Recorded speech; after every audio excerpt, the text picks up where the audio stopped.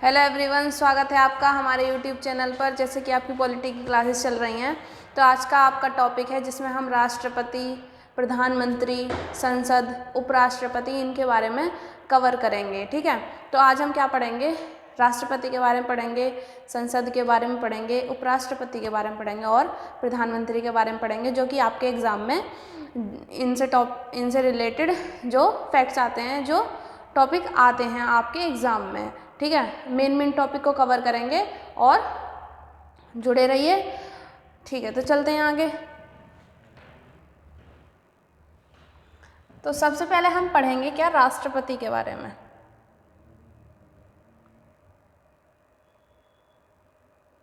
सबसे पहले हम राष्ट्रपति के बारे में पढ़ेंगे। राष्ट्रपति के बारे में पढ़ेंगे तो हमें ये पता होना चाहिए, जो राष्ट्रपति होता है वो फर्स्ट सिटीज़न होता है। फर्स्ट सिटीज़न, राष्ट्रपति पहला नागरिक होता है हमारे देश का। ठीक है, अगर कोई आपसे पूछे आपके देश का पहला नागरिक कौन है, जैसे कोई पूछ ले कि आपके देश का पहला नागरिक कौन है, तो सबसे पहला नागरिक कौन होता है? राष्ट्रपति। कौन होता है? राष्ट्रपति हमारा फर्स्ट नागरिक होता है, पहला सिटीज़न होता है हमारे देश का। ठीक, अब क्वेश्चन आ जाता है कि भारत के पहले राष्ट्रपति कौन थे? तो राष्ट्रपति कौन थे भारत के पहले? डॉक्टर राजेंद्र प्रसाद। कौन थे?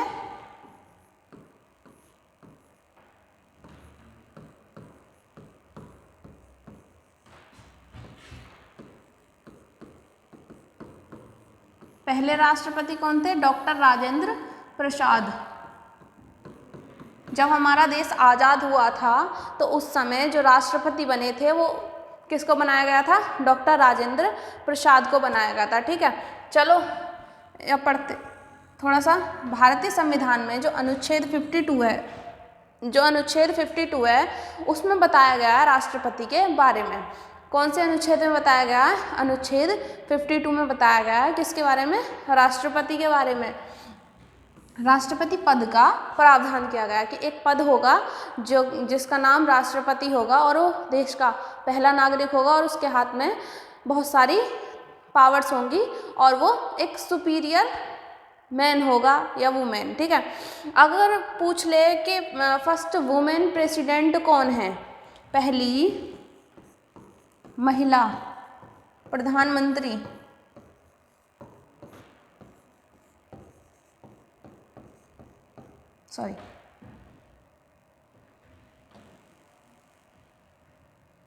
प्रधानमंत्री नहीं, राष्ट्रपति।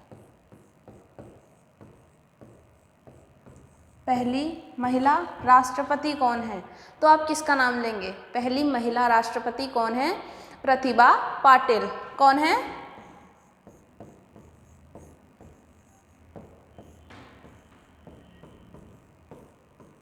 पहली महिला राष्ट्रपति हमारे कौन है? प्रतिभा पाटिल। और फर्स्ट मेल राष्ट्रपति कौन है? डॉक्टर राजेंद्र प्रसाद। ठीक है, आगे बढ़ते हैं। जो नागरिक, आपके लिए नोट कर दिया गया है कि जो राष्ट्रपति होता है वो कौन होता है? वो पहला नागरिक होता है, पहला नागरिक होता है। ठीक है, अब हम आगे देखते हैं। अगर हमसे पूछ ले प्रेजेंट में जो हमारे राष्ट्रपति हैं वो कौन है? हाल ही में चेंज हुई हैं। कौन है? द्रौपदी मुर्मू। कौन है फिलहाल में? द्रौपदी मुर्मू।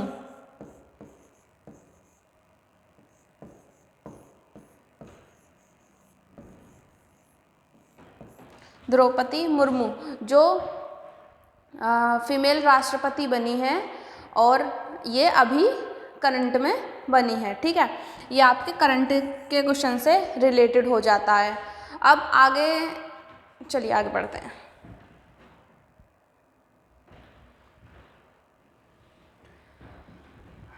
इसमें हमसे बताया गया है कि उसकी योग्यता क्या होनी चाहिए, कि जो राष्ट्रपति है हमारा, जिसे हम राष्ट्रपति बोल रहे हैं, उसकी योग्यता क्या क्या होनी चाहिए, उसके अंदर क्या क्या क्वालिटीज़ होनी चाहिए जब वो राष्ट्रपति कहलाएगा। तब क्या होना चाहिए?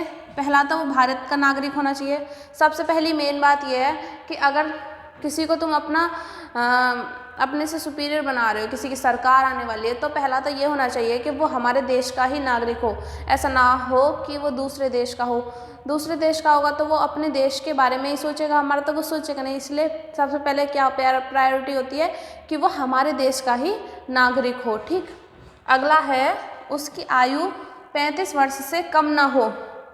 जो भी कैंडिडेट प्रेसिडेंट पद के लिए है उसकी जो एज है वो 35 वर्ष से कम नहीं होनी चाहिए। कितने वर्ष से? 35 वर्ष से कम नहीं होनी चाहिए उसकी एज। किसकी एज? जो भी कैंडिडेट प्रेसिडेंट पद के लिए जा रहा है। अगला है लोकसभा का सदस्य निर्वाचित होने की योग्यता रखता हो। उसमें वो क्वालिटी हो कि लोकसभा का वो सदस्य निर्वाचित हो सके।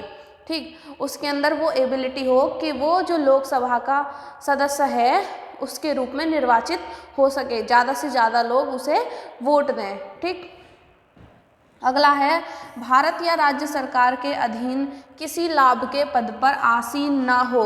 जैसे कि भारत सरकार की जो गवर्नमेंट जॉब हैं वगैरह जो भी पद हैं उन पे आसीन ना हो, मतलब वो कोई पद ग्रहण करे हुए ना हो, तब वो राष्ट्रपति बन सकता है। ऐसा पर्सन राष्ट्रपति के पद के लिए खड़ा हो सकता है। अगला है राष्ट्रपति उम्मीदवार के लिए निर्वाचन मंडल के 50 सदस्य प्रस्तावक के रूप में तथा 50 सदस्य अनुमोलन के रूप में आवश्यक माने जाते हैं। अब जो इलेक्शन होता है प्रेसिडेंट का, तो इसमें क्या होता है, इसमें जो 50 सदस्य होते हैं इनको प्रस्तावक के रूप में माना जाता है। किसके? प्रस्तावक। टोटल हमारे 100 हो गए, 50 को प्रस्तावक के रूप में माना जाता है और 50 सदस्यों को अनुमोदक के रूप में। किसके रूप में? अनुमोदक, परमिसिव। ठीक, 50 परमिसिव हो गए और 50 हो गए प्रस्तावक। और ये जो राष्ट्रपति होते हैं ये जनता द्वारा नहीं चुने जाते हैं, हम लोग इन्हें नहीं चुनते हैं। ठीक, आगे देखते हैं कार्यकाल। जो राष्ट्रपति होता है उसका कार्यकाल कितना होता है? Working period.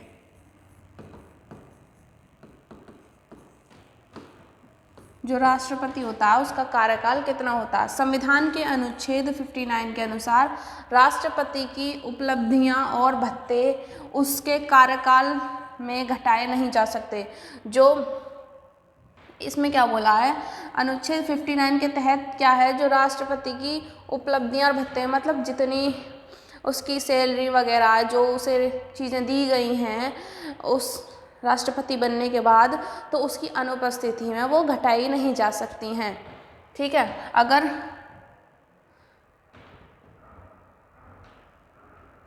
जैसे उसका कार्यकाल है किसी लिमिटेड टाइम तक, तो पहले क्या हुआ, उसे ज़्यादा चीज़ें दी जा रही हैं और आगे चल के उसे कम चीज़ें दी जा रही हैं, तो ऐसा नहीं होगा। अनुच्छेद जो हमारा 59 है आर्टिकल, ये बोलता है कि जितनी उसे पहले सुविधाएं दी जा रही थी, उपलब्धियां जितने जो भी चीज़ दी जा रही थी लास्ट तक उतनी ही रहेगी, उसमें हम चेंजेस नहीं कर सकते हैं। अगला है राष्ट्रपति को उसके पद और गोपनीयता तथा विधि की परीक्षण, संरक्षण और प्रतिरक्षण की शपथ भारत के मुख्य न्यायाधीश द्वारा दिलाई जाती है। जो राष्ट्रपति होता है वो निर्वाचित हो गया, अब वो शपथ किसके सामने लेता है? न्यायाधीश के सामने। कौन से? मुख्य न्यायाधीश जो होता है उसके सामने शपथ लेता है। आपके सामने क्वेश्चन आ जाएगा, जो राष्ट्रपति है वो अपनी शपथ किसके सामने ग्रहण करता है? किसके सामने? मुख्य न्यायाधीश के सामने, मेन जज के सामने वो अपनी शपथ होती है उसे ग्रहण करता है, जो भी उसका पद की शपथ होती है। राष्ट्रपति अपना त्याग पत्र उपराष्ट्रपति, आपसे क्वेश्चन पूछ ले जाए, राष्ट्रपति अपना त्याग पत्र किसको देता है? राष्ट्रपति अपना त्याग पत्र किसको देता है? तो राष्ट्रपति अपना त्याग पत्र उपराष्ट्रपति को देता है। किसको?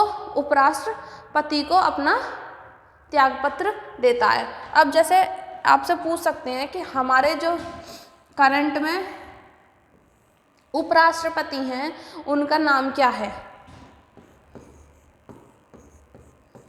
तो उनका नाम है दिनेश धनखड़। तो उनका नाम क्या है?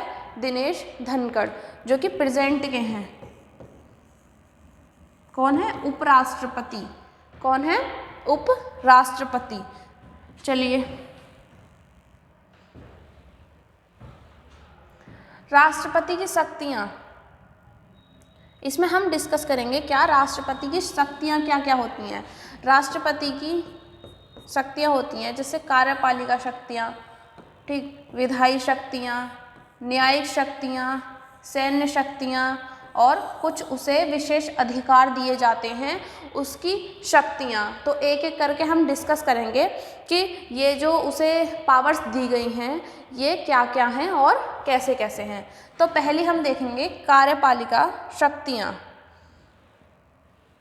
पहली हमें कार्यपालिका शक्ति। कार्यपालिका शक्तियाँ क्या होती हैं उसकी? केंद्र सरकार की समस्त शक्तियाँ राष्ट्रपति के हाथ में निहित होती हैं। केंद्र सरकार मतलब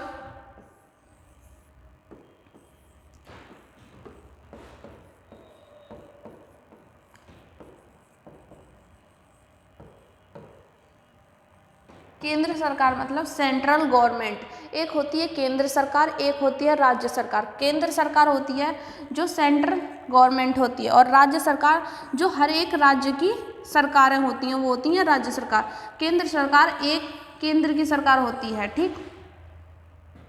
अब इसमें क्या कहा गया है, जो केंद्र की जितनी भी शक्तियाँ होती हैं वो किसके हाथ में होती हैं?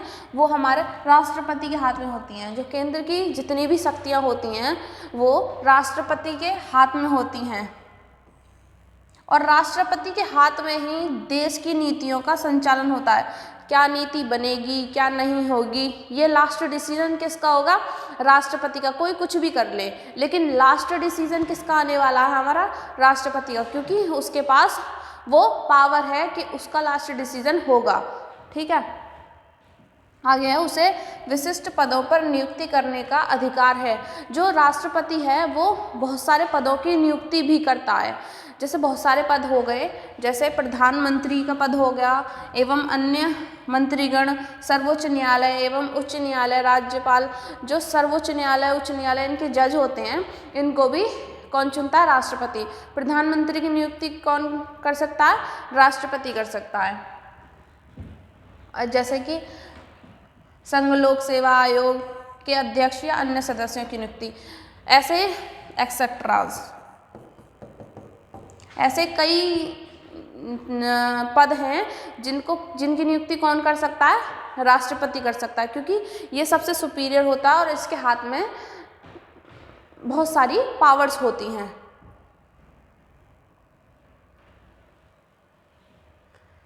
अगली हमारी विधायी शक्तियाँ।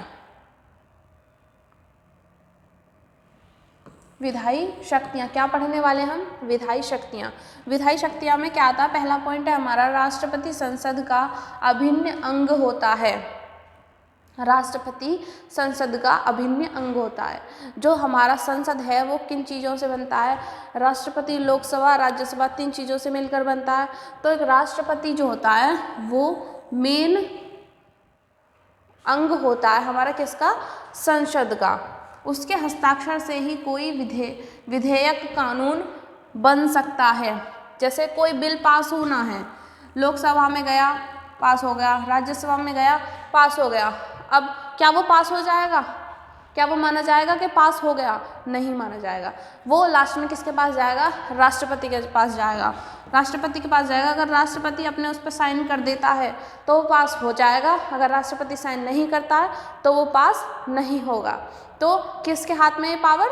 राष्ट्रपति के हाथ में है कोई बिल पास करने की। वह लोकसभा के लिए एंग्लो भारत समुदाय 2 तथा राज्यसभा के लिए कला, साहित्य, विज्ञान, समाज सेवा क्षेत्र के 12 सदस्यों को मनोनीत करता है। तो पहले क्या होता था कि एंग्लो भारतीय समुदाय को भी वो करता था ज्वाइन, अब क्या हो गया? ये ख़त्म कर दिया गया। अब क्या है? जो 12 सदस्य होंगे वो कौन मनोनीत करता है? वो कौन चुनता है? वो राष्ट्रपति चुनता है। जो कि जैसे कला, साहित्य हो गया है, विज्ञान मतलब इन सब क्षेत्रों से रिलेटेड जो लोग होते हैं वो 12 लोगों को कौन चुनता है, राष्ट्रपति चुनता है। राष्ट्रपति के हाथ में पावर होती है। पहले क्या होता था, एंग्लो भारतीय समुदाय के लोगों को चुना जाता था, लेकिन अब बंद कर दिया गया है। संविधान के 104वें संशोधन द्वारा एंग्लो इंडिया के आरक्षण का वर्ष 2019 में समाप्त कर दिया गया था। ठीक है, हमारा ये जो एंग्लो समुदाय है ये 104वें संशोधन के तहत 2019 में समाप्त कर दिया। कब कर दिया, 2019 में। आपसे पूछा जाता है कि जो एंग्लो समुदाय है इसको कब ख़त्म किया गया था, तो 2019 में। कौन से संशोधन के तहत ख़त्म किया गया था, तो 104वें संशोधन के तहत। अगला है संविधान के अनुच्छेद 128 के अंतर्गत असमान स्थिति में वह अध्यादेश दे सकता है। जो ऑर्डिनेंस बिल होता है उसको दे सकता है अनुच्छेद 128 के तहत। किसके तहत, 128 के तहत। मेन चीज़ें आप अपनी नोटबुक में नोट करते जाइए, जिससे आपको वो चीज़ें याद हो जाएं, और एक बार रिवाइज़ कर लीजिए, जिससे कि आप अच्छे से अपने दिमाग में बैठा पाएँ ये सारी चीज़ों को, क्योंकि ये सारी चीज़ें बहुत मेन है आपके एग्ज़ाम के लिए। अगला है हमारा न्यायिक शक्तियाँ।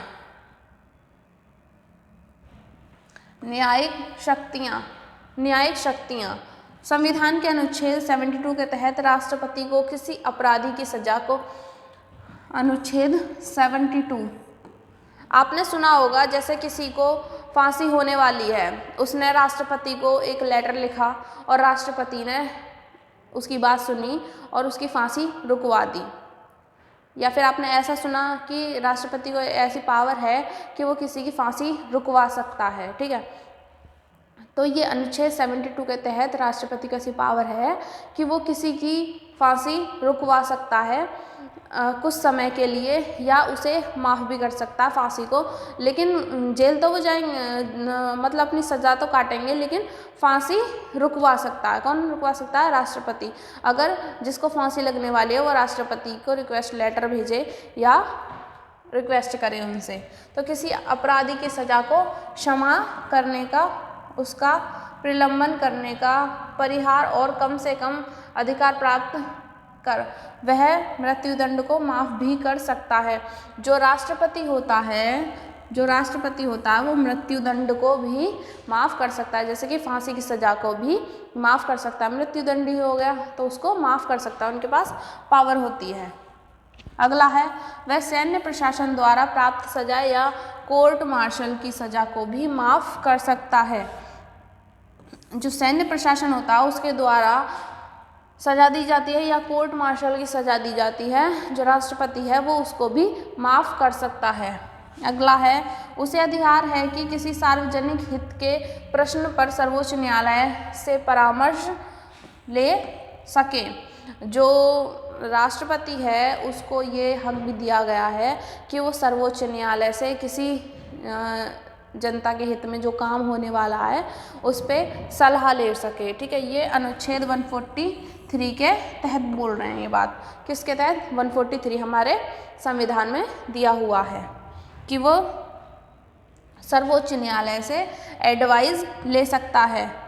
यहाँ पे एडवाइस ही क्यों यूज़ किया गया, क्योंकि वो ऑर्डर नहीं दे सकते राष्ट्रपति को, एडवाइस ही कर सकते हैं। जो राष्ट्रपति का मन करेगा वो उसी काम को करेगा। ठीक है, ऐसा नहीं है कि वो गलत भी काम करेगा अपने मन से, ऐसा नहीं कर सकता वो। ठीक, जो ठीक काम होंगे, जो सही काम होंगे, केवल उन्हीं को कर सकता है। एडवाइस वो सबकी ले सकता है। अगला है सैन्य शक्तियाँ। सैन्य शक्तियाँ, भारत का राष्ट्रपति रक्षा बलों का सर्वोच्च कमांडर होता है। जो भारत का राष्ट्रपति है वो सर्वोच्च कमांडर होता है, मतलब मेन कमांडर होता है किसका, भारतीय रक्षा बलों का। उसे युद्ध और शांति की घोषणा करने तथा सैन्य बलों की प्रविस्तारण हेतु आदेश देने की शक्ति है। जो राष्ट्रपति होता है, अगर किसी दूसरे देश से हमारा युद्ध होने वाला है तो राष्ट्रपति आदेश दे सकता है कि देते हैं या दे सकते हैं कि आपको युद्ध करना है तो हमारी सेना युद्ध करेगी। अगर बोल दें नहीं करना तो नहीं करेगी। तो ये सारी पावर्स किसके हाथ में है? राष्ट्रपति के हाथ में है। ठीक, वो मेन कमांडर भी होता है हमारे सेनाओं का। ठीक है,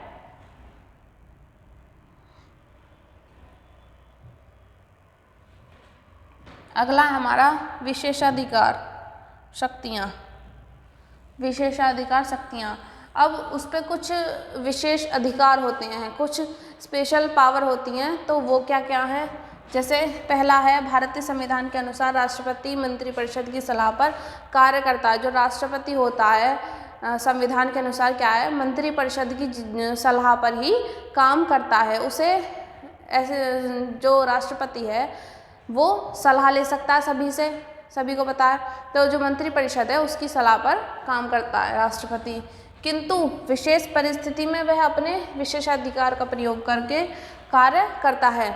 लेकिन जो कुछ ऐसी कंडीशंस हो जाती हैं जिसमें वो सलाह नहीं ले पाता तो वो खुद ही डिसीज़न ले सकता है। उसको ऐसी पावर है, अपना विशेषाधिकार को यूज़ करके वो ऐसा कोई भी डिसीज़न ले सकता है जहाँ पर वो सलाह नहीं लेना चाहे नहीं, मतलब कुछ ऐसी परिस्थिति बन जाए जिसमें सलाह ना ले पाए, वे स्थिति है।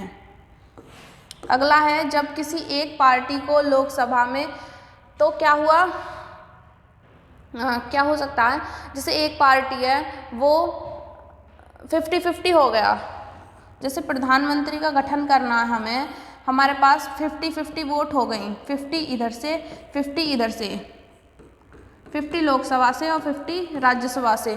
तो जो प्रधानमंत्री होगा वो जो राष्ट्रपति होगा वो अपना एक वोट देकर किसी पार्टी को जिता सकता है। उसके पास ये विशेष अधिकार होता है कि अगर 50-50 का मामला हो जाए तो राष्ट्रपति अपनी वोट दे सकता है। बहुमत प्राप्त नहीं हो, पदाधिकारी की अचानक मृत्यु या दशा के प्रधानमंत्री की नियुक्ति करनी हो। जो राष्ट्रपति है, जैसे प्रधानमंत्री की मृत्यु हो जाए या कुछ हो जाए तो जो राष्ट्रपति है वो प्रधानमंत्री की नियुक्ति भी कर सकता है। ठीक, कौन कर सकता है? किसके पास सारी पावर्स हैं? राष्ट्रपति के पास में। अगला है, यदि सत्तारूढ़ मंत्रिपरिषद के विरुद्ध अविश्वास प्रस्ताव पारित हो गया हो। वो कब कर सकता है ये? जब जो सत्तारूढ़ मंत्रिपरिषद है उसके विरुद्ध अविश्वास प्रस्ताव पारित हो गया हो।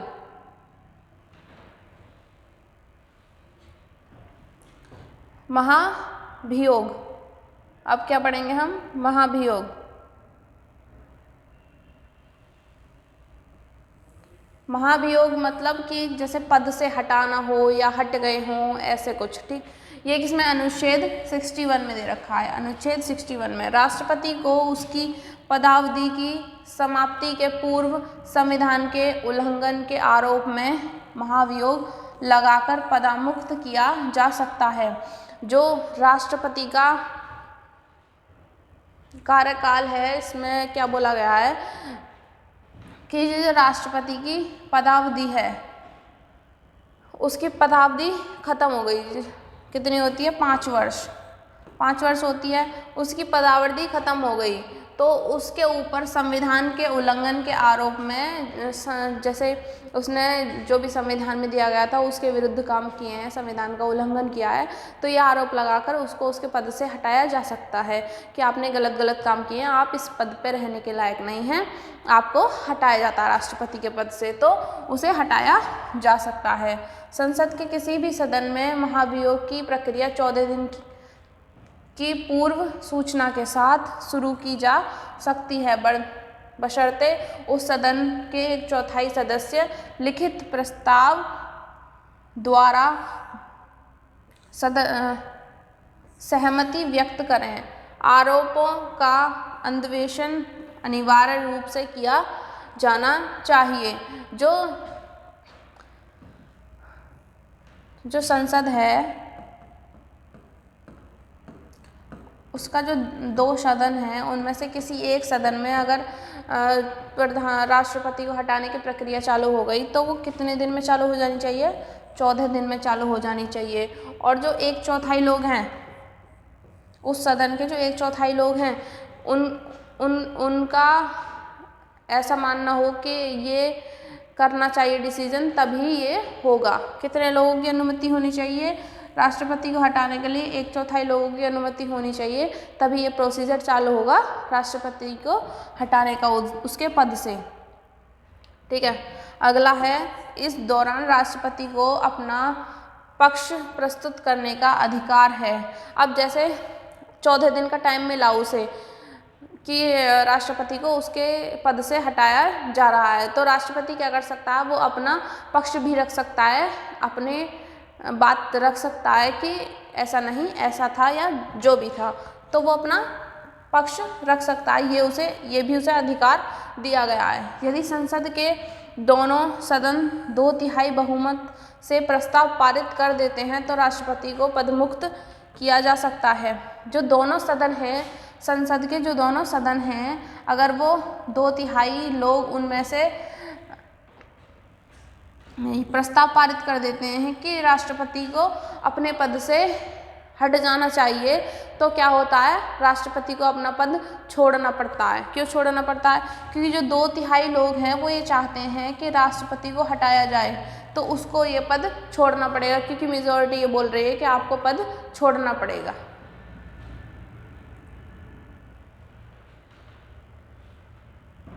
अगला है उपराष्ट्रपति। हम अब किसके बारे में पढ़ेंगे? उपराष्ट्रपति के बारे में पढ़ेंगे। उपराष्ट्रपति के बारे में क्या पढ़ेंगे? भारतीय संविधान की अधिकृत अधिपत्र में राष्ट्रपति के बाद उपराष्ट्रपति को सर्वोच्च स्थान दिया गया है। जो राष्ट्रपति है उसके बाद उपराष्ट्रपति को सबसे ऊंचा स्थान दिया गया है। किसमें? भारतीय संविधान में। किसमें? भारतीय संविधान में। अब जो उपराष्ट्रपति का पद है वो उच्च गरिमा एवं प्रतिष्ठा का पद है। जो उपराष्ट्रपति का पद है वो ऊंचा पद है और प्रतिष्ठा का पद है। इसमें क्या है? उपराष्ट्रपति पद की संकल्पना संयुक्त राज्य अमेरिका के संविधान से ली गई है। उपराष्ट्रपति होना चाहिए, ये कहाँ से लिया गया है? संयुक्त राज्य अमेरिका से लिया गया है। ठीक है, भारतीय संविधान के अनुच्छेद 63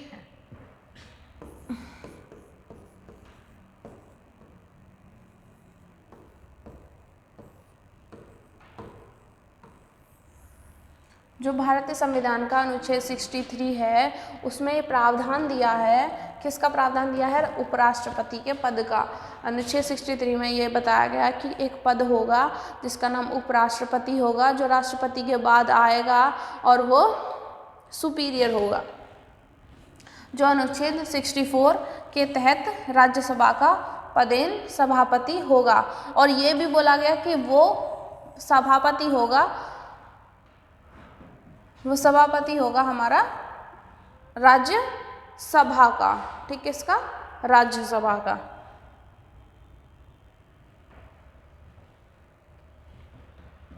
योग्यता। अब उपराष्ट्रपति बनने के लिए योग्यता क्या क्या होनी चाहिए? आप कोई भी पद ले लीजिए भारत का, उसमें सबसे पहले आपको भारतीय नागरिक ही बनना पड़ेगा। तो सबसे पहला ये है कि आपको भारत का नागरिक होना चाहिए।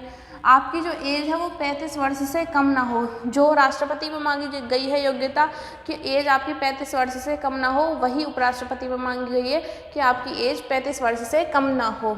वह राज्यसभा का सदस्य चुना जाने की योग्यता रखता हो।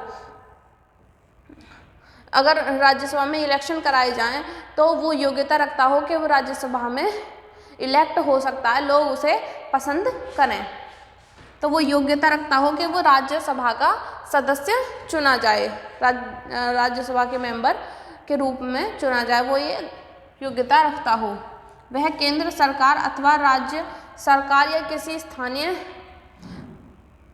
प्राधिकरण या अन्य किसी सार्वजनिक प्राधिकरण के अंतर्गत किसी लाभ के पद पर ना हो।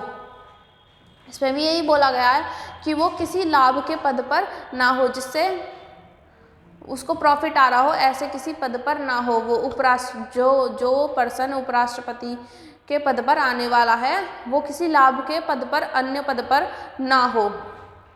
भारत सरकार के जो हैं उपराष्ट्रपति पद के उम्मीदवार के लिए कम से कम 20 प्रस्तावक व 20 अनुमोदन होने चाहिए।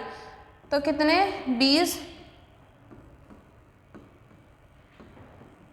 20 प्रस्तावक और 20 अनुमोदन। और राष्ट्रपति के पद के लिए कितने थे? 50 प्रस्तावक और 50 अनुमोदन। और उपराष्ट्रपति के लिए 20 प्रस्तावक और 20 अनुमोदन। ठीक है।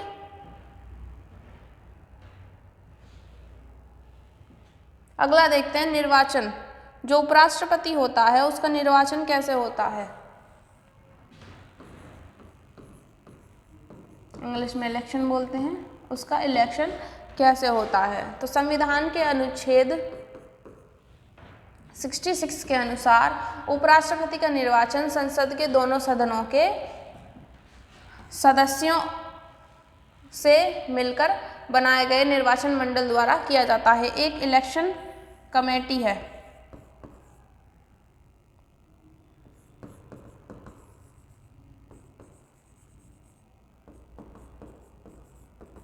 एक इलेक्शन कमेटी है जो लोकसभा, राज्यसभा, इन दोनों के जो लोग हैं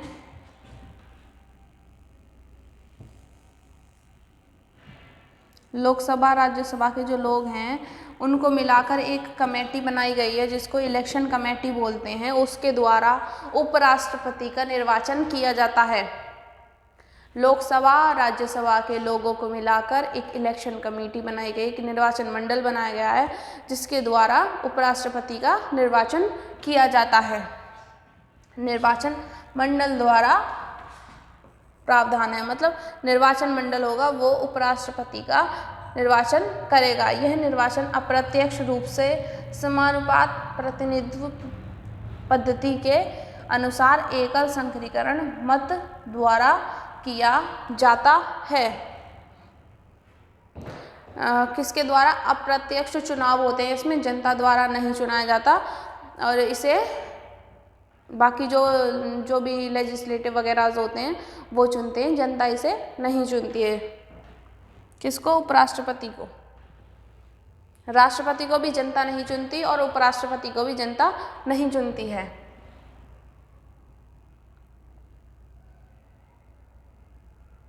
अगला है कार्यकाल। जो उपराष्ट्रपति है उसका कार्यकाल कितना होता है? उपराष्ट्रपति का कार्यकाल 5 वर्ष निर्धारित किया गया है। कितने वर्ष निर्धारित किया है?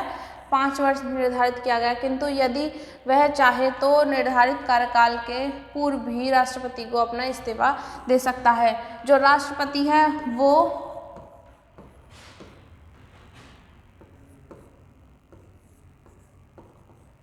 वो उपराष्ट्रपति को अपना इस्तीफा देता है और जो उपराष्ट्रपति है वो राष्ट्रपति को अपना इस्तीफा देता है।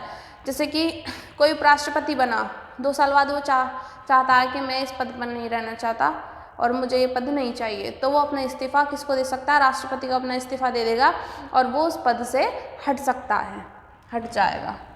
वेतन व भत्ते, उसकी जो आय है वो कितनी होती है या उसका जो भी चीज़ उसे मिलती हैं वो क्या क्या होती हैं। वर्तमान में उपराष्ट्रपति को 4 लाख प्रति माह वेतन दिया जाता है। 4 lakh per month. 4 lakh per month किसको दिए जाते हैं? उपराष्ट्रपति को वेतन दिया जाता है और बाकी और भी चीज़ें दी जाती हैं, जैसे कि उस पर कोई टैक्स नहीं लगता है और घर वगैरह मेडिकल इन सब की सुविधा दी जाती है, बाकी सारे भत्ते दिए जाते हैं और 4 लाख पर मंथ। जैसे अगर आपसे पूछ ले कि राष्ट्रपति को कितना रुपए दिए जाते हैं या उनकी सैलरी कितनी होती है या उनको कितना वेतन मिलता है, तो कितना मिलता है? 5 लाख।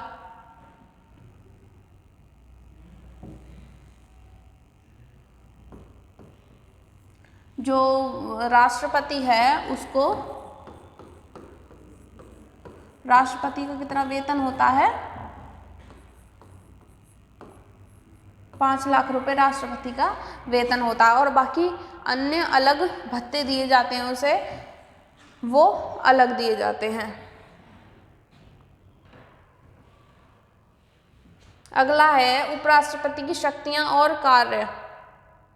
इसमें बताया गया है जो उपराष्ट्रपति है उसकी शक्तियां क्या क्या हैं और उसके जो वर्क है वो क्या क्या है। जो उपराष्ट्रपति का जो वर्क होता है वो 2 प्रकार का होता है। कितने प्रकार का? 2 प्रकार का। पहला इसमें बताया गया है वह राज्यसभा के पदेन सभापति के रूप में कार्य करता है। जो उपराष्ट्रपति होता है वो राज्यसभा का सभापति के रूप में वर्क करता है। किसके रूप में वर्क करता है? राज्यसभा के सभापति के रूप में वर्क करता है। कौन? उपराष्ट्रपति। तो एक तो उपराष्ट्रपति हो गया वो, और एक क्या हो गया? राज्यसभा का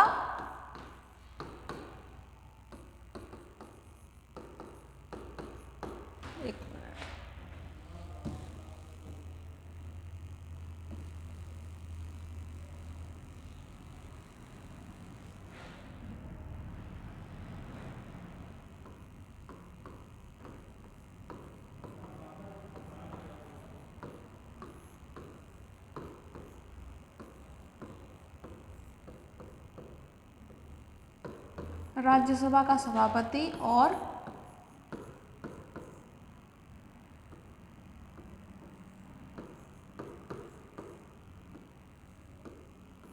उपराष्ट्रपति, ये 2 उसके पद हो गए। एक तो राज्यसभा का सभापति और उपराष्ट्रपति। ठीक है।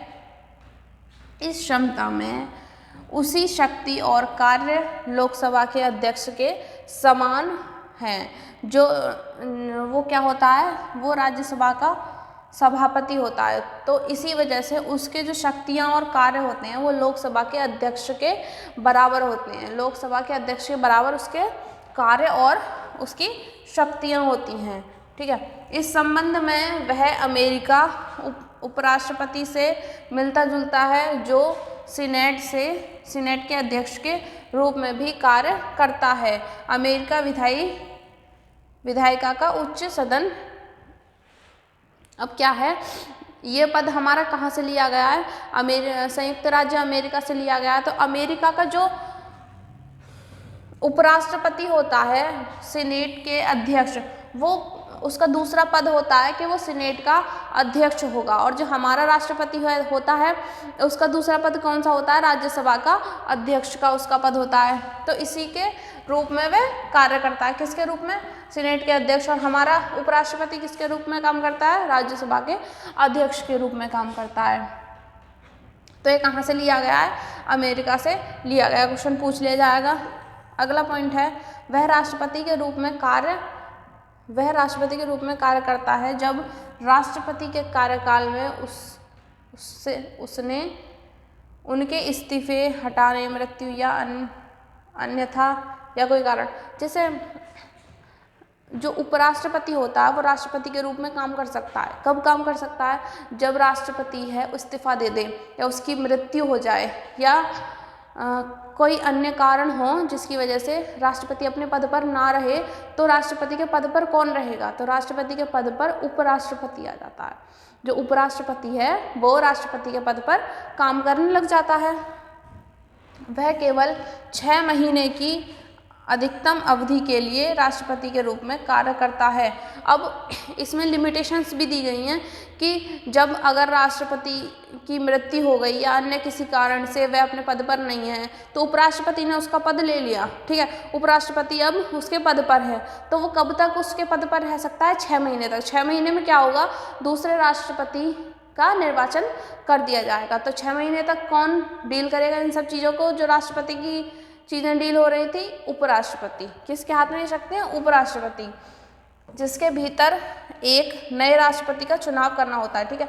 ये आपको मैंने बता दिया। जब अध्यक्ष अनुपस्थित, बीमारी या किसी अन्य कारण से अपने कार्य को हित करने असमर्थ होता है तो उपराष्ट्रपति अपने कार्यों का निर्वहन तब तक करता है जब तक राष्ट्रपति अपना पद फिर से शुरू नहीं करता। तो जो उपराष्ट्रपति है वो अपना कार्य कब तक करता है एज राष्ट्रपति, जब तक जो राष्ट्रपति है वो अपने पद पर नहीं आ जाता या अपना कार्य जब तक शुरू करना स्टार्ट नहीं कर देता।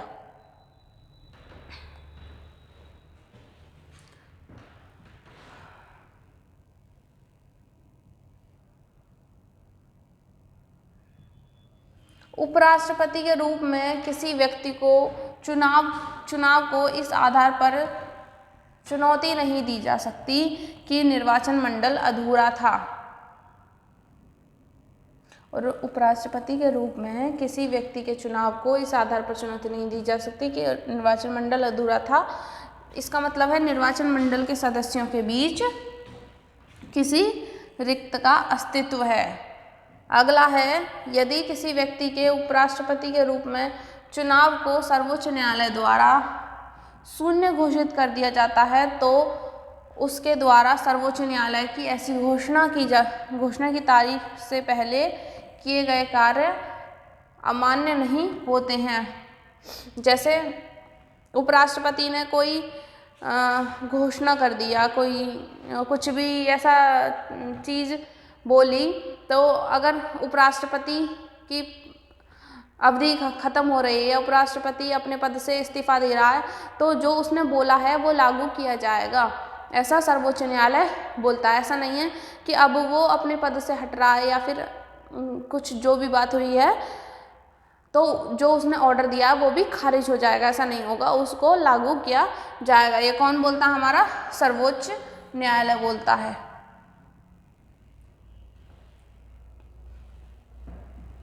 अब हम आ गए प्रधानमंत्री के ऊपर।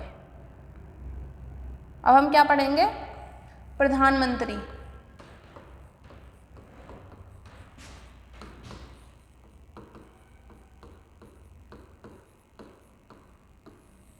क्या पढ़ेंगे? प्रधानमंत्री। तो जैसे कि आपने सुना होगा, बहुत सारी जगह सुना होगा आपने, राष्ट्रपति के हाथ में बहुत सारी शक्तियाँ होती हैं, लेकिन उसका इस्तेमाल कौन करता है? उसका इस्तेमाल करता है प्रधानमंत्री। और ये सच भी है कि ज़्यादातर शक्तियाँ हमारी राष्ट्रपति के हाथ में होती हैं। सबसे ज़्यादा शक्तियाँ किसके हाथ में होती हैं? राष्ट्रपति के हाथ में। लेकिन उसका इस्तेमाल कौन करता है? उसे यूज़ कौन करता है? हमें ऐसा कौन लगता है कि इसके पास में सबसे ज़्यादा शक्तियाँ? तो प्रधानमंत्री। हमें प्रधानमंत्री ऐसा लगता है कि प्रधानमंत्री के हाथ में सबसे ज़्यादा शक्तियाँ, प्रधानमंत्री कुछ भी कर सकता है, लेकिन उससे ज़्यादा शक्तियाँ राष्ट्रपति के हाथ में होती हैं, लेकिन राष्ट्रपति इतना एक्शन नहीं लेते हैं। तो पहला पॉइंट है, राष्ट्रपति सरकार की संसदीय प्रणाली के तहत संविधान द्वारा प्रशस्त नाममात्र कार्यकारी शक्ति कार्यकारी है। उसी समय प्रधानमंत्री वास्तविक कार्यकारी प्राधिकरण है। जैसे अब इसमें पहली लाइन में बताया गया है, जो राष्ट्रपति है वो हमारा ऐसा माना जाता है कि वो एक बस साइन करने के लिए है। मतलब सपोज कर लीजिए कि उनका बस एक कार्य इतना है कि उन्हें किसी प्रस्ताव पे अपने साइन करने, अपना पावर का अधिकार जताना है, दिखाना है। जो प्रधानमंत्री होते हैं ये जनता के बीच रह के काम करते हैं। तो सबसे ज़्यादा उभरते कौन है? प्रधानमंत्री उभरते हैं सबसे ज़्यादा। जनता की नज़रों में कौन आते हैं? प्रधानमंत्री। राष्ट्रपति इतना नहीं आते हैं कि जनता की नज़रों में सबसे ज़्यादा कौन आते हैं? प्रधानमंत्री आते हैं।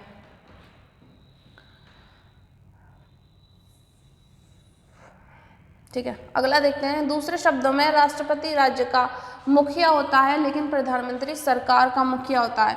जैसे हम क्या कह सकते हैं, जो राष्ट्रपति है वो पूरे राज्य का मुखिया है।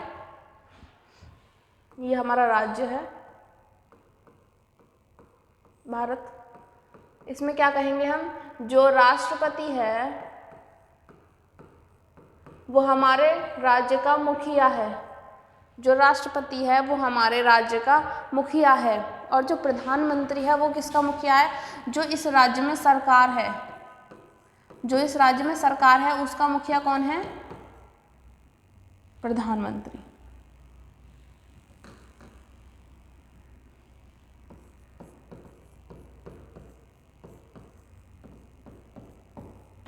उसका मुखिया कौन है? उसका मुखिया है प्रधानमंत्री।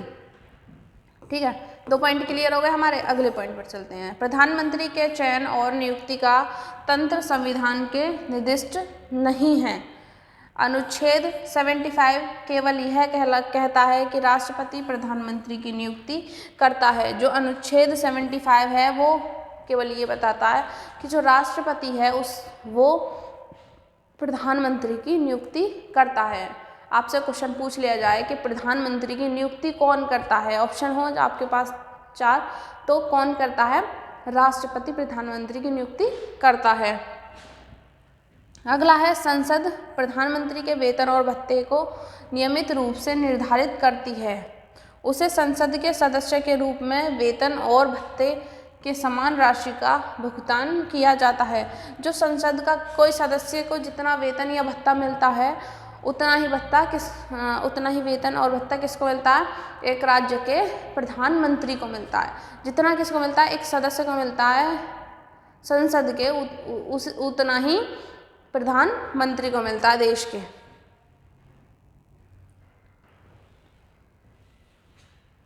शक्तियां और कार्य, प्रधानमंत्री की शक्तियां और कार्य पढ़ेंगे। प्रधानमंत्री की शक्तियां और कार्य, वे नीति आयोग, कौन से नीति आयोग? जो योजना आयोग के उत्तराधिकारी बने, जो किसी योजना आयोग के उत्तराधिकारी बने हैं वो नीति आयोग, जिसे राष्ट्रीय एकता परिषद या फिर अंतर्राज्यीय परिषद या राष्ट्रीय जल संसाधन परिषद और कई अन्य संगठनों के प्रमुख, ये इनकी क्या शक्तियां हैं कि वो इन सब के प्रमुख होते हैं। वो इन सब संगठन के प्रमुख होते हैं। कौन? प्रधानमंत्री। जैसे कि राष्ट्रीय एकता परिषद हो गया या अंतर्राज्यीय परिषद हो गया या राष्ट्रीय जल संसाधन परिषद हो गई, जितनी भी परिषद होती हैं उन संगठनों के प्रमुख किसको माना गया है? प्रधानमंत्री को। उनका देश की विदेशी नीति पर व्यापक प्रभाव पड़ा। वह केंद्र सरकार के प्रमुख प्रवक्ता हैं। जो हमारे प्रधानमंत्री हैं वो केंद्र सरकार के प्रमुख प्रवक्ता भी कहलाए जाते हैं। संकट के समय वह राजनीतिक संकट प्रबंधक होते हैं। अगर जैसे कोई इमरजेंसी हो गई या कुछ किसी से युद्ध छिड़ गया तो वो क्या होते हैं? उस समय संकट प्रबंधक भी होते हैं कि इस संकट को कैसे टाला जाए। उनको पूरा हक होता है इस बारे में बोलने का या कोई ऑर्डर देने का।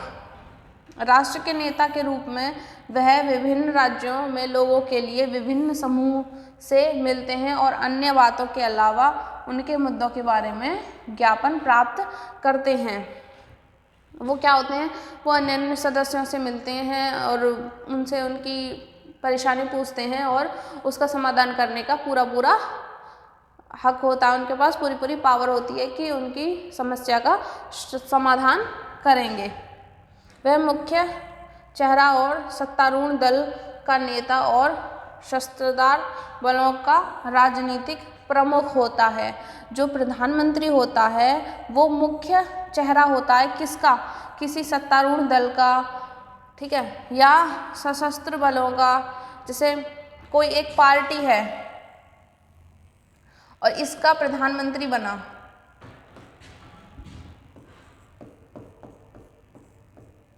इसका प्रधानमंत्री बना तो इसका प्रधानमंत्री जो होगा वो कौन होगा? मेन फेस होगा। कौन होगा? इस जो ये हमारी कोई पार्टी है इसका जो प्रधानमंत्री है वो कौन होगा? मेन फेस होगा। मतलब क्या होगा? मुख्य चेहरा होगा इसका। इस चेहरे से हम इस पार्टी को जानेंगे। तो जो प्रधानमंत्री है वो कौन होता है? मेन फेस होता है किसी भी पार्टी का, मुख्य चेहरा होता है किसी भी पार्टी का।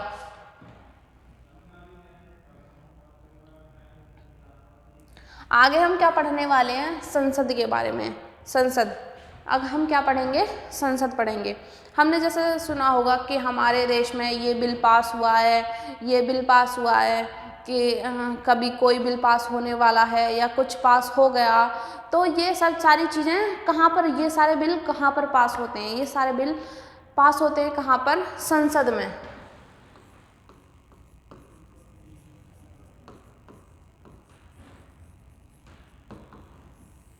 कहाँ पर पास होते हैं, पार्लियामेंट में। अब अगर आपसे पूछ लिया जाए ये संसद है कहाँ पर, हमारा जो संसद है वो स्थापित कहाँ पर है, तो कहाँ पर है, दिल्ली। जो संसद है वो हमारा दिल्ली में स्टेब्लिश है, दिल्ली में स्थापित है। ठीक है, अगर ठीक है अब आपसे पूछ ले, जैसे आपके जैसे संसद की बात होती है तो लोकसभा राज्यसभा वो चर्चित होते हैं, संसद में लोकसभा राज्यसभा दो पार्ट होते हैं। आपसे कोई पूछ ले एक संसद को क्या किन किन चीज़ों से मिलकर एक संसद बनती है, तो आप क्या बोलेंगे, लोकसभा, दूसरा राज्यसभा, लोकसभा राज्यसभा। आप बोलेंगे एक जो संसद बनती है, जो एक पार्लियामेंट बनता है वो लोकसभा और राज्यसभा को मिलाकर बनता है। क्या आप सही बोले, क्या आपने राइट आंसर दिया, नहीं, आपने बिल्कुल गलत बोला। जो हमारा संसद है वो लोकसभा राज्यसभा को मिलाकर नहीं बनता, हमारा संसद है लोकसभा राज्यसभा और राष्ट्रपति को मिलाकर बनता है। तीसरा मेन हमारा इसमें होता है राष्ट्रपति। जब ये तीनों हमारे मिलते हैं तो हमारा एक चीज़ निकल कर आती है, वो क्या होती है, संसद। संसद के तीन पार्ट हैं, लोकसभा, राज्यसभा और प्रधानमंत्री। जितना लोकसभा इंपॉर्टेंट है उतना राज्यसभा, जितना राज्यसभा उतना प्रधानमंत्री। अब कोई बिल पास हुआ, लोकसभा में गया, वहाँ से वो बिल पास होकर आ गया, उसके बाद राज्यसभा में जाएगा, वहाँ से भी पास होकर आएगा, क्या वो बिल पास माना जाएगा, नहीं माना जाएगा। वो कब तक पास नहीं माना जाएगा, जब तक उस पर राष्ट्रपति अपने सिग्नेचर ना कर दे, अपनी सहमति ना जता दे कि ये बिल पास किया जाएगा, तब तक वो बिल पास नहीं किया जा सकता किसी भी कीमत पे। तो संसद को कौन कौन मिलकर बनाता है, लोकसभा, राज्यसभा और राष्ट्रपति मिलकर बनाते हैं। अभी आपने पढ़ा था राष्ट्रपति में कि जो राष्ट्रपति होता है वो संसद का अभिन्न अंग होता है, एक बहुत मेन इम्पोर्टेंट अंग होता है किसका, संसद का, राष्ट्रपति। चलिए संसद के बारे में पढ़ते हैं थोड़ा सा। संसद भारत में केंद्रीय व्यवस्थायिका को संसद के नाम से संबोधित किया जाता है। भारतीय संविधान का गठन राष्ट्रपति, राज्यसभा एवं लोकसभा से मिलकर बनता है। जो भारतीय संसद है वो राष्ट्रपति, राज्यसभा एवं लोकसभा से मिलकर बनता है।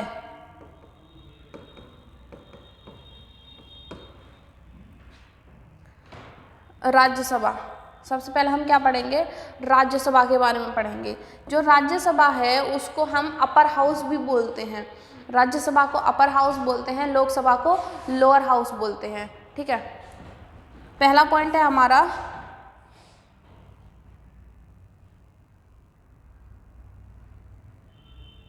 पहला है भारतीय संविधान का अनुच्छेद 80 संसद के उच्च सदन के रूप में राज्यसभा का उल्लेखन करता है। जो राज्यसभा है वो उच्च सदन के रूप में माना जाता है।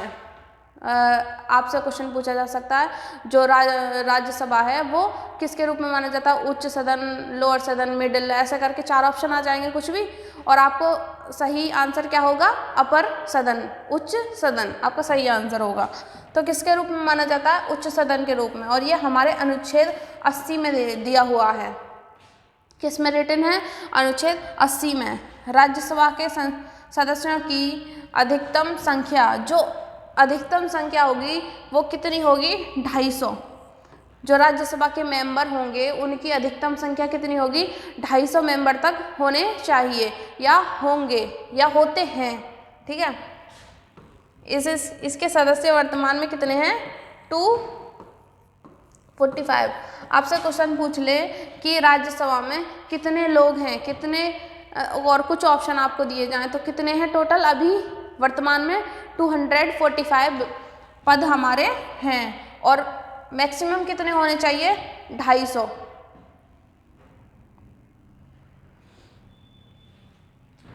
अगला है हमारा 233 सदस्यों का चुनाव, 28 राज्यों तथा तीन केंद्र शासित प्रदेश। जो हमारे 233 सदस्य हैं, जो 233 लोग हैं, उनका चुनाव हमारे 28 राज्यों से या और 3 जो केंद्र शासित प्रदेश हैं जैसे कि जम्मू व कश्मीर या और दिल्ली और पुडुचेरी, ठीक है, यहाँ से किसका निर्वाचन किया जाता है? 233 सदस्यों का निर्वाचन किया जाता है राज्यसभा के। कितने? 243 के विधानमंडल द्वारा किया जाता है, इनके विधानमंडल के द्वारा। अब जो 12 शेष बचते हैं, जो हमने अभी पढ़ा था राष्ट्रपति के बारे में, राष्ट्रपति क्या करता है? 12 लोगों को खुद चुनता है, जो कला, साहित्य और विज्ञान वगैरह इन सब में होते हैं। उन 12 लोगों को कौन चुनता है? उन 12 लोगों को राष्ट्रपति चुनता है अपनी मर्जी से। अगला है मनोनीत किए जाने वाले सदस्यों के लिए यह आवश्यक है कि वह कला, साहित्य, विज्ञान, समाज शास्त्र के क्षेत्र से विशिष्ट स्थान रखते हों। जैसे कि आपने देखा होगा कि कोई जो बॉलीवुड में पहले मूवी बना रहे थे, अब वो संसद में बैठ रहे हैं, तो उनको किसने चुना है? उनको राष्ट्रपति ने चुना है, क्योंकि उन्होंने एक विशेष अधिकार था उनका कि वो एक जानी मानी हस्ती थी। तो अब वो संसद में चले गए, जो कि 12 लोगों को चुना है किसने? राष्ट्रपति ने उसके द्वारा। और वो किस चीज़ में वो मतलब अलग अलग क्षेत्र में एक अपना विशिष्ट अधिकार रखते हो, जैसे कला हो गया, साहित्य हो गया, विज्ञान हो गया, समाज हो गया, या फिर सेवा के क्षेत्र, ठीक है। जैसे कि आपने देखा होगा कि मूवीज़ में आते थे और अब संसद में आ रहे हैं, संसद में देखे जाते हैं, इनका फेस इलेक्शन से लड़ रहे हैं। तो ये क्या होते हैं? इन्होंने क्या किया है? लोगों के दिलों पर राज किया है, लोग इनको पसंद करते हैं। तो लोग इनको पसंद करते हैं, इसलिए क्या कर रहे हैं? ये अब इलेक्शन लड़ रहे हैं और जीत रहे हैं। यह एक स्थायी सदन है जो कभी भंग नहीं किया जा सकता।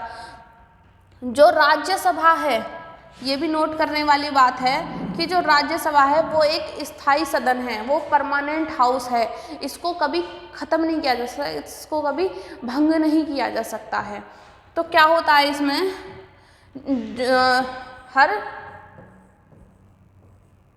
हर 2 साल बाद इसके जो 1/3 लोग होते हैं उनका इलेक्शन दोबारा करवाया जाता है।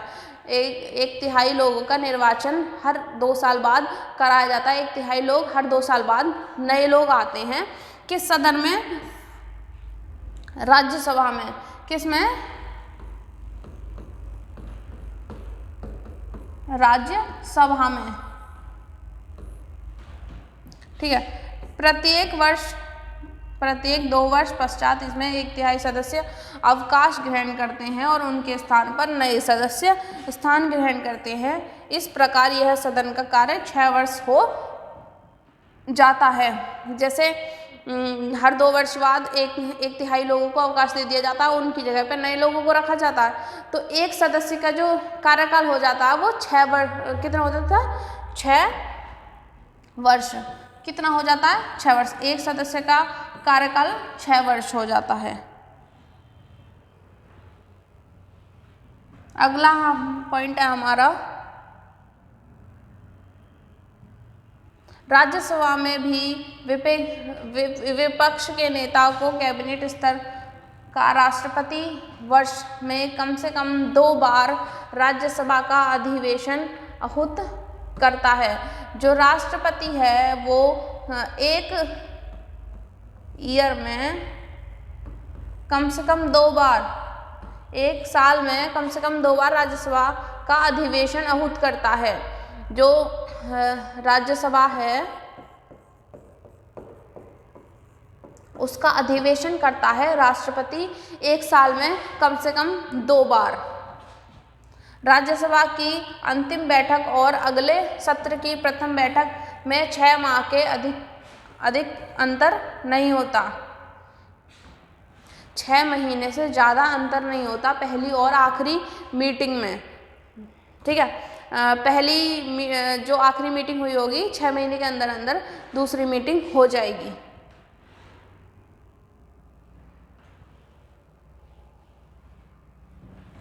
अब पढ़ेंगे शक्तियाँ और कार्य। जो राज्यसभा है उसकी शक्तियाँ क्या क्या हैं और उसके कार्य क्या क्या हैं। राज्यसभा लोकसभा के साथ मिलकर कानून बनाती है, ये है फैक्ट। जो राज्यसभा है वो लोकसभा के साथ कानून बनाती है, संविधान में संशोधन करती है। संविधान में संशोधन करती है कौन? राज्यसभा को पावर है कि वो संविधान में संशोधन कर सकती है और कोई कानून भी बना सकती है लोकसभा के साथ मिलकर, ठीक है। संसद का अभिन्न अंग होने के कारण बिना इसकी सहमति के कोई विधेयक कानून नहीं बन सकता है। जैसे कोई कानून बना, हमने क्या किया, लोकसभा में पास हो गया, हम राष्ट्रपति के पास चले गए, राष्ट्रपति ने पास कर दिया, राज्यसभा में पास नहीं हुआ तो क्या वो बिल पास हो जाएगा? क्या वो ऑर्डर लागू कर दिया जाएगा? क्या उसको सभी लोग मानेंगे? उसको कोई नहीं मानेगा। अगर वो लोकसभा में पास नहीं हुआ, राज्यसभा में पास हो गया और प्रधानमंत्री ने उस पर साइन कर दिया कि ठीक है पास किया जाएगा, तो क्या वो पास माना जाएगा? नहीं माना जाएगा, ठीक है। अगर हमारे लोकसभा में भी पारित हो गया, मतलब मान लिया सबने साइन कर दिए कि हाँ होना चाहिए पारित, और राज्यसभा में भी कर दिए और राष्ट्रपति ने अपने सिग्नेचर नहीं किया, राष्ट्रपति ने बोला कि ऐसा नहीं होगा, तो क्या वो लागू हो जाएगा? वो लागू नहीं हो जाएगा। सहमति किसकी होनी चाहिए? सहमति तीनों की बराबर होनी चाहिए, सहमति इक्वली होनी चाहिए, सहमति इक्वली होनी चाहिए तीनों की। अगला देखते हैं, केवल राज्यसभा को यह अधिकार प्राप्त है कि वह संविधान के अनुच्छेद 312 के तहत अखिल भारतीय सेवाओं का सृजन कर सके। जो अनुच्छेद हमारा 312 है उसके तहत केवल और केवल राज्यसभा को यह अधिकार है कि वो अखिल भारतीय सेवाओं का सृजन कर सकता है, ठीक है। अगला देखते हैं, केवल राज्यसभा को यह अधिकार प्राप्त है कि वह अनुच्छेद 249 के तहत राज्य सूची के किसी विशेष को राष्ट्रपति महत्व की घोषणा कर सकता है। राज्यसभा ने अपने इसी अधिकार को प्रयोग अब तक 2 बार कर लिया है, 1952 व 1986। तो इसमें क्या बोला गया है कि जो राज्यसभा है उसको ये अधिकार है अनुच्छेद 249 के तहत कि राज्य सूची के किसी भी विषय को राष्ट्रपति महत्व का घोषित कर सकती है। जो भी राज्य सूची का कोई भी विषय है उसको ऐसे बता सकती है कि राष्ट्रपति का महत्व है। तो ये इसका यूज़ कितनी बार कर चुकी है? 2 बार, 1952 में और 1986 में। वह लोकसभा के साथ मिलकर राष्ट्रपति, यहाँ गायब है,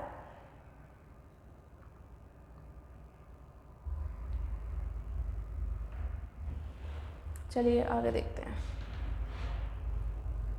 उपराष्ट्रपति के निर्वाचन में शामिल होती है।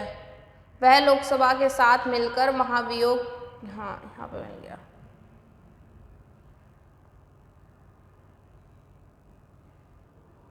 जो राज्यसभा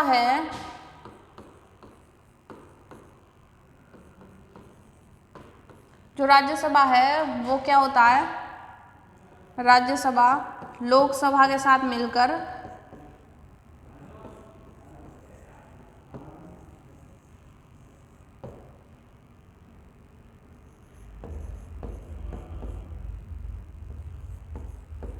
राष्ट्रपति और उपराष्ट्रपति के निर्वाचन में शामिल होती है। राज्यसभा और लोकसभा राष्ट्रपति और उपराष्ट्रपति के निर्वाचन में शामिल होती है। वह लोकसभा के साथ मिलकर महाभियोग की प्रक्रिया में भाग लेती है। वो लोकसभा के साथ मिलकर महाभियोग की प्रक्रिया में, मतलब अगर राष्ट्रपति को उसके पद से हटाना है तो उस प्रक्रिया में राज्यसभा लोकसभा के साथ मिलकर काम करती है। राज्यसभा सदस्य की अनिवार्य योग्यता, अगर किसी को राज्यसभा का सदस्य बनाया जाए तो उस सदस्य की योग्यता क्या क्या होनी चाहिए। वह भारत का नागरिक हो, पहली तो योग्यता यही, भारत का नागरिक हो, उसकी आयु 30 वर्ष से कम ना हो, जो उसकी आयु है वो 30 वर्ष से कम ना हो। जो योग्यता राष्ट्रपति की है वही योग्यता यहाँ पर मांगी गई है राज्यसभा के सदस्य के लिए। वह भारत सरकार या राज्य सरकार के अधीन किसी लाभ के पद पर ना हो, जो भारत सरकार का कोई पद है उस पद पर वो ना हो। वह पागल या दिवालिया ना हो, वो उसकी जो मेंटल हेल्थ है जो भी है वो एकदम ठीक होनी चाहिए, वो नॉर्मल होना चाहिए, वो पागल या दिवालिया नहीं होना चाहिए। और उसकी एज जो है 30 वर्ष से कम ना हो, और भारत का नागरिक हो, और वो कोई जो सरकार के जो भी और अन्य पद हैं उन पर ना हो।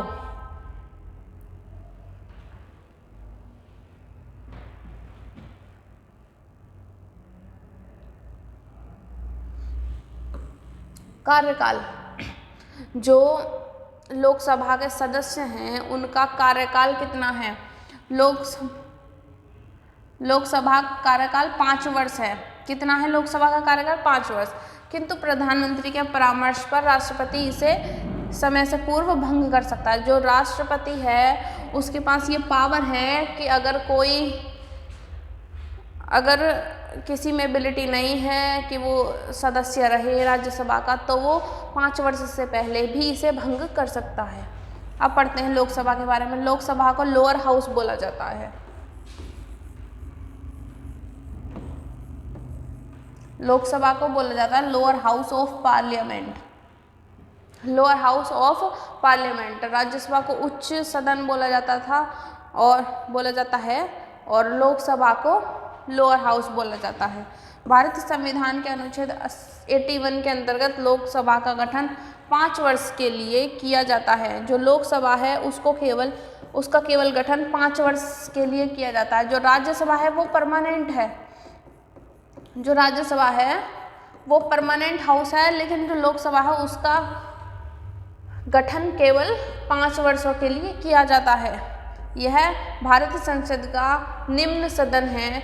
निम्न मतलब छोटा सदन है संसद का, जिसमें जनता द्वारा प्रत्यक्ष रूप से चुनाव प्रतिनिधि भाग लेते हैं। लोकसभा में क्या होता है?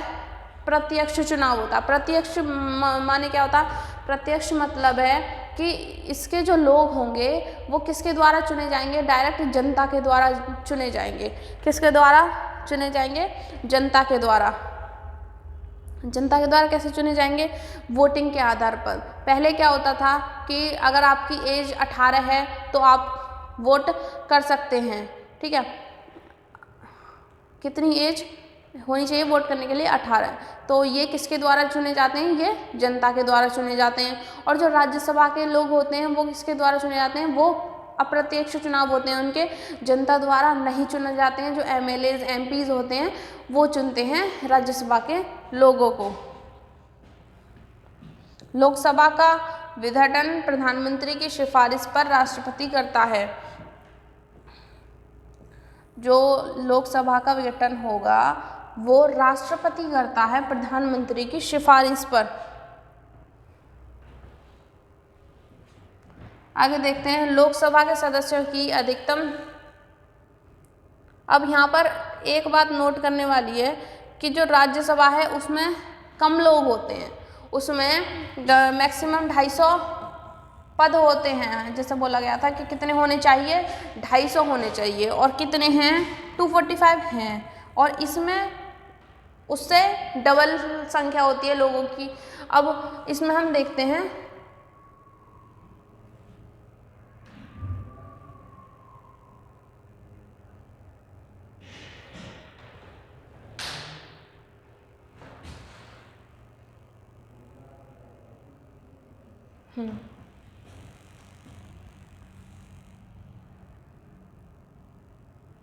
ठीक है। तो इसमें जो संख्या है वो अधिकतम कितनी है? 552। कितनी संख्या है? 552 है। लेकिन जो वर्तमान में सदस्यों की संख्या है वो कितनी है? 545। वर्तमान में कितनी संख्या है 545। बात किसकी चल रही है, लोकसभा की। लोकसभा के सदस्यों की संख्या कितनी होनी चाहिए, अधिकतम मैक्सिमम 552। लेकिन अभी प्रेजेंट में पूछ ले कि आपसे अब कितनी है संख्या, तो 545। इसमें 543 सदस्य हैं वो विभिन्न राज्यों एवं केंद्र शासित प्रदेश की जनता द्वारा प्रत्यक्ष रूप से वयस्क मताधिकार के आधार पर गुप्त मतदान प्रक्रिया के माध्यम से चुनकर आते हैं तथा 2 एंग्लो भारतीय सदस्य राष्ट्रपति द्वारा मनोनीत किए जाते हैं।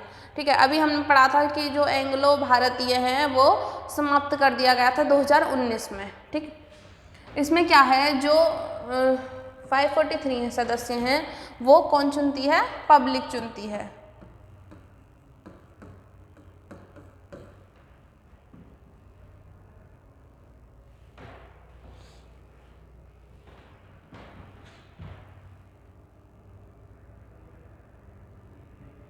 लोकसभा सदस्यों की अनिवार्य योग्यता। अब जो लोकसभा के सदस्य हैं उनकी योग्यता क्या क्या होनी चाहिए, वह भारत का नागरिक होना चाहिए पहले तो, उसकी आयु 25 वर्ष से कम ना हो। हमारे राज्यसभा में क्या मांग रहे थे, आयु जो है 30 वर्ष से कम ना हो। इसमें क्या मांग रहे हैं, आयु जो है 25 वर्ष से कम ना हो। ठीक है,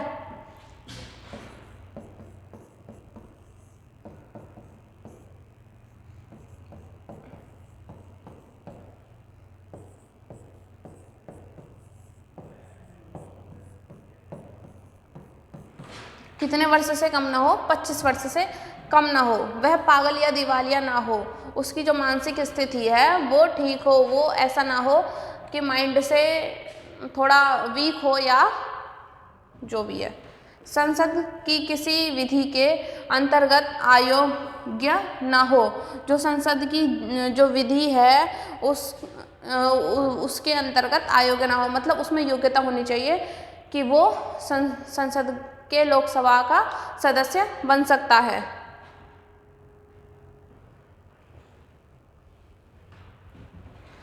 चलिए, लोकसभा की शक्तियां व कार्य। अब हम क्या पढ़ेंगे, शक्तियां व कार्य पढ़ेंगे। राज्यसभा व राष्ट्रपति के साथ मिलकर लोकसभा कानून का निर्माण करती है। जो लोकसभा है वो कानून का निर्माण करती है राज्यसभा और राष्ट्रपति के साथ मिलकर। जैसे कि अभी हमने देखा था कि कोई बिल पास होगा तो तीनों जगह जाएगा, लोकसभा, राज्यसभा और राष्ट्रपति,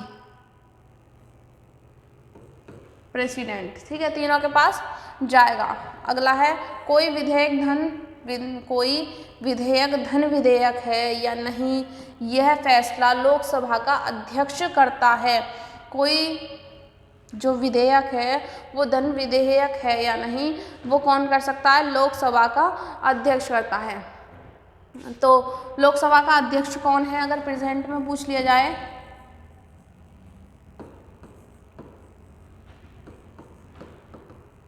कौन है, ओम बिरला। जो स्पीकर हैं वो कौन है, ओम बिरला।